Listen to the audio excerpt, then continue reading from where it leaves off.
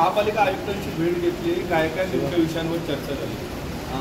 आम्ही आज आमच्या पक्षाच्या माध्यमातून माझ्याबरोबर शहर प्रमुख, जिल्हा संघटिका रेखाताई, इतर सर्व स्थानिक पदाधिकारी म्हणजे विभाग प्रमुख प्रकाश पांडे आणि हंडोरे साहेब यांच्यावर आमच्या सर्व पदाधिकाऱ्यांनी आज आयुक्तांबरोबर बैठक घेतली।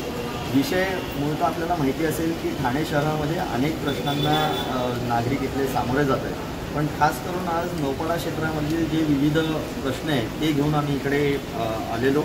त्याच्यामध्ये मूलभूत प्रश्न असा आहे की नौपाड्यातील नागरिकांना विजेचा खूप मोठा समस्या आहे आणि वीज वारंवार तिकडे जात असते आणि आम्ही मध्यंतरी जे MSEBच्या इकडे जे आंदोलन केलेलं त्याच्यामध्ये तिथले जे ऑफिसर आहेत मिश्राम साहेब त्यांना आम्ही निवेदन दिलेलं की ह्या नौपाडा क्षेत्रामध्ये आपण ह्या विजेचं कसं नियोजन योग्य त्या पद्धतीने करू शकतो। त्या पद्धतीने त्यांनी एक लेटर आयुक्तांना पाठवलेलं जिकडे 600 चौरस मीटरचा भूखंड त्यांनी त्याची मागणी केलेली, जेणेकरून तिकडे एक ट्रान्सफॉर्मर जर का आला तर नौपाड्यातील नागरिकांचा हा प्रश्न विजेचा सुटू शकेल। त्याचबरोबर चिखलवाडीमध्ये असलेल्या किंवा नौपाडा क्षेत्रामध्ये असलेल्या जे झाडांची छाटणी जी आहे ती कितीतरी प्रमाणे राहिलेली आहे, जिकडे ते धोकादायक आहे।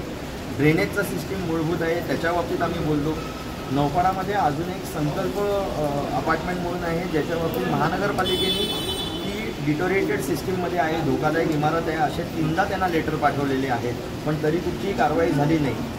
दररोजच्या दिवसाला लहान मुलं तिथनं शाळेतील मुलं जात येत असतात, तिच्या जर काही इमारत कोसळली किंवा काही झालं तर खूप मोठा एक प्रॉब्लेम होऊ शकतो आणि ते आपण त्याला सामोरं जाऊ नये, तशी कुठची दुर्घटना घडू नये याकरता आपण शासनाचं पाऊल घ्यावं अशी आम्ही आयुक्तांना मागणी केलेली आहे। आणि प्रशांत नगर हा खूप मोठा एक विषय या नौपाड्यातला आहे, जिकडे जवळपास एक 400हून अधिक कुटुंब आज रस्त्यावरती आहे। तिथला जो विकासित आहे त्यांनी कोणत्याही पद्धतीचं ते विकासकाम पूर्णत्वास न आणता गेले 5-6 महिने त्यांचं जे रेंट आहे, जे भाडं मिळतं त्यांना, ते देखील बंद केलेलं आहे। गोरगरीब जनता जर का अशा पद्धतीने रस्त्यावरती असेल आणि त्याच्या बाबतीत कोणतीही दक्षता ही सगळी मंडळी घेणार नसतील तर त्याच्या बाबतीत या ठाणेकरांचं दुर्दैव आहे। आमची विनंती आयुक्तांना हीच होती की आपण नवनियुक्त आयुक्त आहात, गेल्या 1-1.5 महिन्यामध्ये म्हणजे या पावसाळ्यापासून ते आलेले आहे, तर गेल्या आयुक्तांनी ज्या उपाययोजना केल्या नाहीत त्या कराव्या। त्याचबरोबर जे हॉकर्स आहेत, जे रस्त्यावरती जो व्यवसाय चालवतात आणि अनेक अडीअडचणींना गेल्या 2-2.5 वर्षामध्ये कोविडच्या काळामध्ये सामोरं गेलेले, त्यांना कुठेतरी हॉकर पॉलिसी लवकरात लवकर अंमलात आणावी आणि त्यांना देखील ती राहत मिळावी अशी आमची एक सगळ्यांची विनंती होती आणि त्या निमित्ताने आम्ही त्यांना तसं निवेदन दिलं।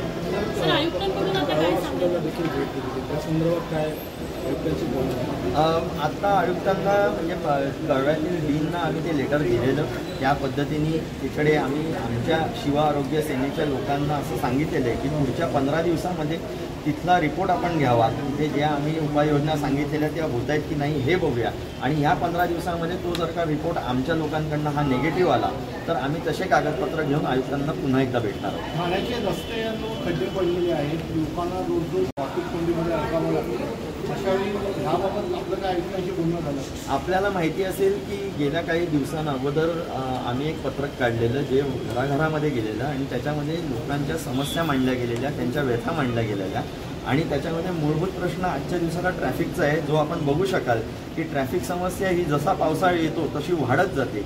पावसाळा नसला तरी पण आहेच, पण आजच्या दिवसाला जसं आपण योग्य त्यांनी बोललात की तिकडे खड्डे खूप पडलेले आहेत आणि त्याच्यावरती उपाययोजना नाही। माझं तर आक्षेप या गोष्टीसाठी आहे की जे विकसित आहेत, जे डेव्हलपमेंट करतात, ह्या रोड डेव्हलपमेंटचे जे कॉन्ट्रॅक्टर आहेत त्यांच्याकडनं का म्हणून हा पैसा घेतला जात नाही, का म्हणून ते रस्ता जेव्हा आपण डेव्हलप करतो त्यावेळेला एक प्रोव्हिजन केली जाते महानगरपालिकेमध्ये खड्डे बुजवण्यासाठी। याचा अर्थ असा होतो की खड्डे पडणार हे कुठेतरी गृहीत धरलं जातं आणि त्याचा पैसा हे लोक जे कर भरतात त्याच्यामधनं जातो। ह्याच्यापेक्षा ह्या कॉन्ट्रॅक्टरांवरती कारवाई व्हावी आणि त्या लोकांनी ह्याला कुठेतरी मार्ग दाखवावा ही अशी आमची विनंती। घोडबंदरमध्ये घोडबंदरच्या गायमुखच्या इथे महिन्याभरापूर्वी ब्लॉक घेतलेला आहे, त्यानंतर PWDने तिथे काम करून रस्ता बांधलेला, तो रस्ता महिन्याभरातच आता वाहून गेला आहे, तिथे पूर्ण रस्त्यावर ओढायचं स्वरूप आलं आहे आणि त्यामुळे ठाणेकरांना वाहतूक कोंडीचं त्याबाबत काही निवेदन वगैरे देणार? आत्ता निवेदन दिलेलं नाही, पण येत्या पुढच्या 7 दिवसामध्ये जर का हे रस्ते व्यवस्थित झाले नाही तर त्याच्या बाबतीत निवेदन देऊन काय आंदोलन करायचं ते नक्कीच आम्ही करू। आजच्या भेटीदरम्यान आयुक्तांनी काय आश्वासन?